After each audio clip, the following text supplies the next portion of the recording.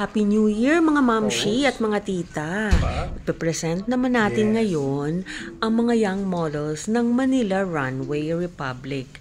Marami kasing nag-i-inquire sa atin kung paano daw bang magsimula, maging artista ang kanilang mga anak o maging model man lang, di ba, para ma-develop ang self-confidence.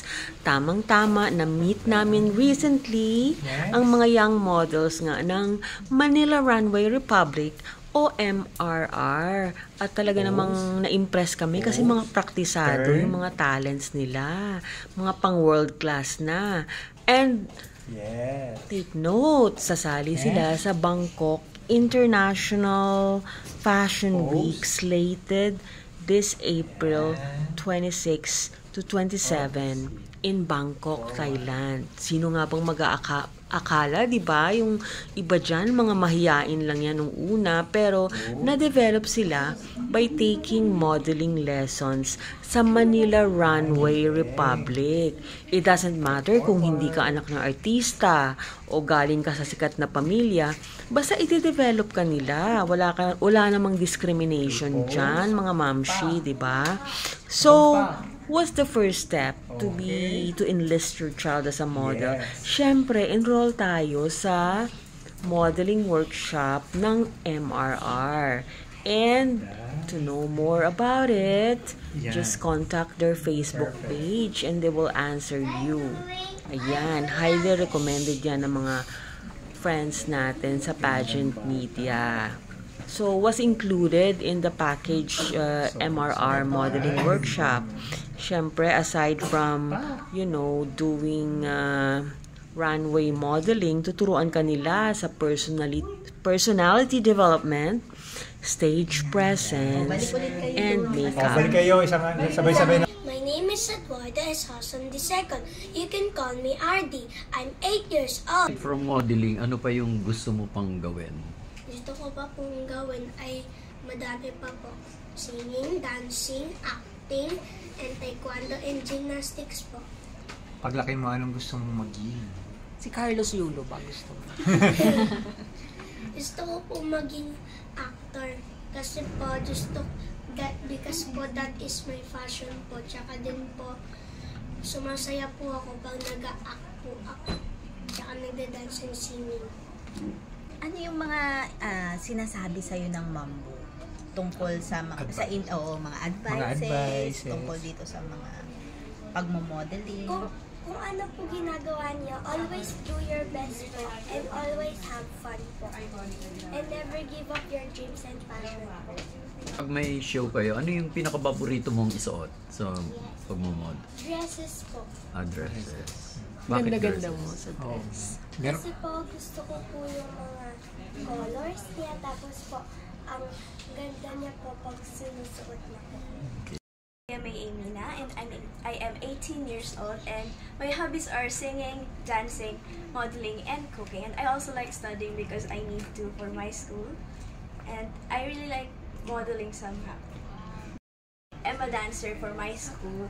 I am included in a dance group. So we have every Sunday rehearsals and my father contacted me na, Iya, do you want to join MRR? Like, meron silang fashion show. And it was the same date with my rehearsal. And super urgent yung rehearsal kasi nagre-rush kami. And I chose to attend the fashion show for MRR instead of participating in my dance group. So that was the first journey I had with Manila Runway Republic. So paano naman yung anong napansin mo sa sarili mo after mo makapag-rampa sa MRR? After ramping with MRR, mas napansin ko nagkaroon ng confidence within myself kasi back then, I was in the range of overweight sa BMI ko, and now that I have the confidence to ramp sa runway, mas naging confident ako kasi in a way na meron pala akong may bring out sa sarili ko na more than from my comfort zone. So that's my takeaway po from that. Why modeling? Bakit? Yung modeling po kasi parang ayun po yung pinakauna kong ginawa po, like winnership po bago po yung acting. Ilan taong ka nung nag-start ng mag-model? 10 years old po. Ngayon, ilan taong ka na? 12 po. 2 years. So in 2 years, ano yung masasabi mong difference mo sa personality mo or sa... Yung dati po kasi yung nag-i-start pa lang po ako, like mahihain po ako, hindi po kasi ako talabas. And ngayon po, kaya ko na pong makipagsabayan po sa mga ibang models. Meron ka bang mga challenges na na nakakaharap pagka nagmo-model ka? Yes po, yung like mga damit po na maiikse kasi po parang naano po yung nahihiya po ako pag ganun po yung suot ko. Pero po okay lang po naman sa akin. Nirarampa mo rin? Opo, okay lang ako yun. Siguro ano yung mga memorable, ano yung pinaka-memorable experience mo sa MRR nung rumampa ka?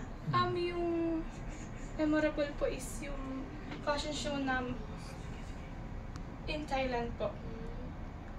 Ayun po. Bakit yun? Kasi po like, ang dami ko pong nakilalang designer and yung mga models din po in Thailand. First time mo ba nung pumunta ka sa Thailand? Yes po. Ay, sorry. Kung nababalance yung pagrarampa mo, pagmo-model mo, tapos mga student ka na ba? Minsan po, pag wala po kaming pasok, yung mga schedule ko po na wala pong pasok, ina-attinanan ko po. And if may pasok naman po ako, like nag-half day po ako ng pasok, nag-excuse po kayo sa school po. Lang po kayo and huwag po kayong mahihiya. Kung gusto niyo po talaga yung ginagawa niyo, hindi po dapat kayo mahihiya.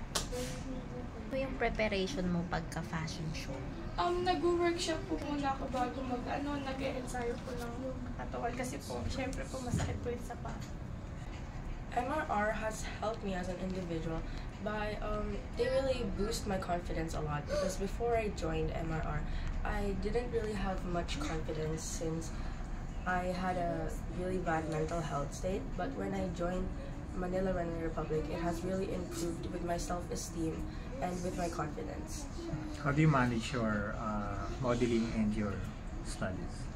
By having time management and really being prepared all the time. Since throughout Mondays to Fridays, I would focus more in my academics, and in the weekends, I would focus a lot more in my modeling. Good morning everyone, my name is Yasmin Athena Elise S. Ibasco. Ba talaga maging model? Bakit? Because we wear lots of beautiful clothes we could wear and show our audience.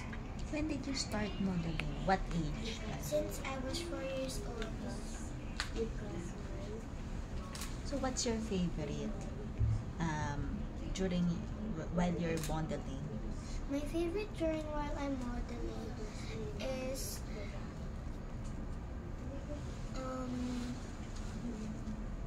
we can show our audience how much or how beautiful we are. I like about MRR because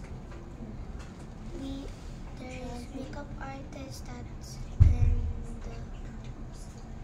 other kids that I can meet, and we can wear really pretty accessories. Yes, you look beautiful. Thank you. Everybody, my name is Talia Zaya Eliana Sitan. I'm 8 years old. Okay. Aside from modeling, ano yung gusto mo maging paglaki? I want to be a teacher Why? Bakit teacher? because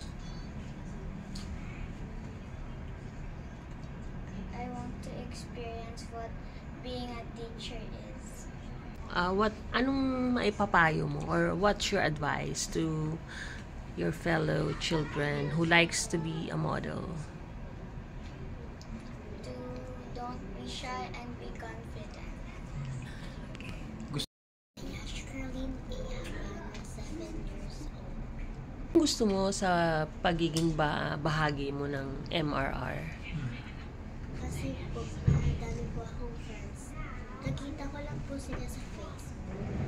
Tapos po, parang gusto sabi ko kay mami ko po, sasali ako dyan po kasi baka may meron po akong other friend po. And nagmodel din po ako.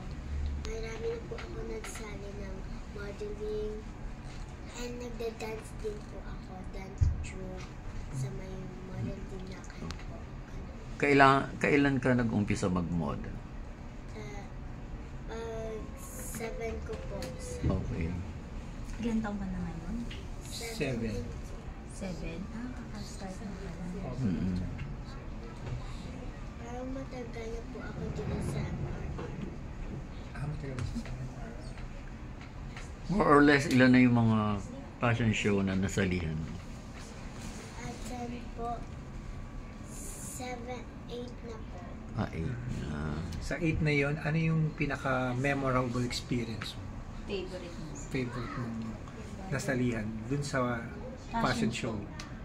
Is MRR po talaga parang nagsali talaga ako sa sabi po ng mom ko parang kasi yung sinasalihan ko po is mga Ilongga po. Parang hindi na po ako sanay kasi Ilongga din po ako. Parang gusto ko na po mag-Tagalog po. Parang kasi po nag-help din po ako sa may mga tao. Sa mga tao na maghihirap, ganun po. Tapos parang gusto ko po sumasali sa MRR. Yung the best ko talaga po is MRR. Nasali.